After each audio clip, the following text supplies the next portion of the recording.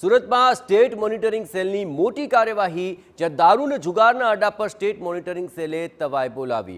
લિંબાયત વિસ્તારમાં જર્જરિત બિલ્ડિંગના ટેરેસ પર જુગારનો અડ્ડો ધમધમતો હતો, જ્યાં એસએમસીએ દરોડા પાડીને 30થી વધુ જુગારીઓની ધરપકડ કરી છે।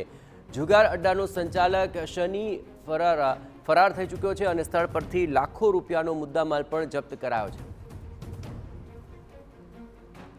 સ્ટેટ મોનિટરિંગ સેલના દરોડા વખતે અહીં સાયરન વાગતા આરોપીઓમાં ખળભળાટ વ્યાપી ગયો અને દરોડા દરમિયાન એક આરોપીએ ટેરેસ પરથી કૂદીને ભાગવાનો પ્રયત્ન કર્યો હતો। આ ભાગવાના પ્રયાસમાં આરોપીને ઈજા પહોંચી હતી અને ઈજાગ્રસ્ત આરોપીને ઝડપીને પોલીસે સારવાર માટે હોસ્પિટલ ખસેડ્યા છે। આ દરોડા દરમિયાન પોલીસથી બચવા માટે આરોપીઓએ છલાંગ લગાવી હતી।